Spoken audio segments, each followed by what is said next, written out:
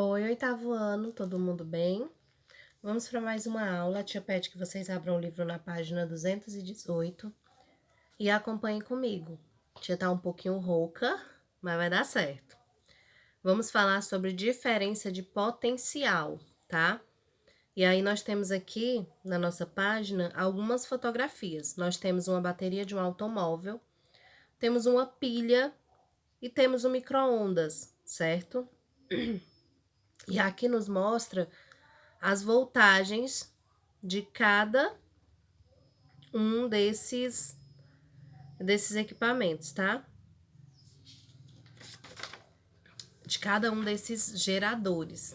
Então, o que é que nos diz? Antes de compararmos algum equipamento elétrico, é importante verificar se o aparelho funciona com 127 ou 220 volts, tá? Esses valores indicam o quê? Indicam a tensão elétrica ou a diferença de potencial, no qual o aparelho deve ser conectado e são comumente chamados de voltagem. A tensão elétrica é representada pela letra U e está associada à capacidade de um gerador fornecer energia elétrica a um aparelho. As reações que ocorrem no interior de um gerador eletroquímico, por exemplo, fazem com que as cargas elétricas se acumulem de maneira desigual em cada um dos polos da pilha, ou seja, cada polo aparece uma diferença de potencial. A tendência é que as cargas elétricas se movam por causa disso. Então, gente, o que acontece? Antes da gente ligar qualquer aparelho, a gente tem que observar se a voltagem do aparelho é a mesma que a nossa energia nos fornece, certo? Porque senão eu tenho a quê? Eu tendo a queimar esse aparelho se eu ligar onde seja uma voltagem diferente do que aquele aparelho ele me fornece, tá bom?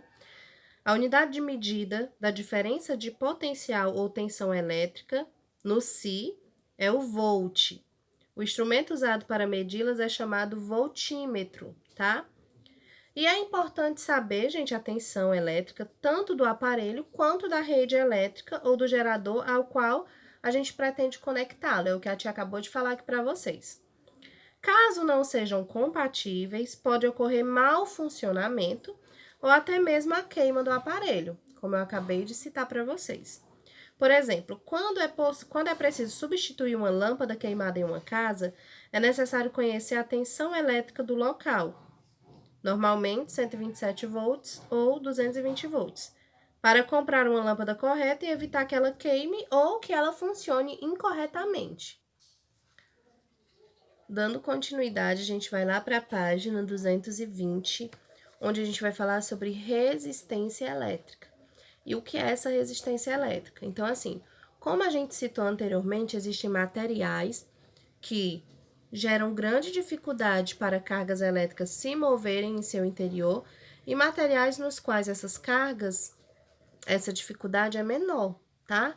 Portanto, todo material apresenta certa oposição de passagem de corrente, ou seja, uma resistência elétrica, mesmo que ele seja um condutor elétrico. A resistência elétrica, gente, de um corpo ou material é representada pela letra R. E quanto maior é a resistência, maior é a dificuldade da passagem do fluxo de cargas elétricas, ou seja, menor é a corrente elétrica no circuito elétrico.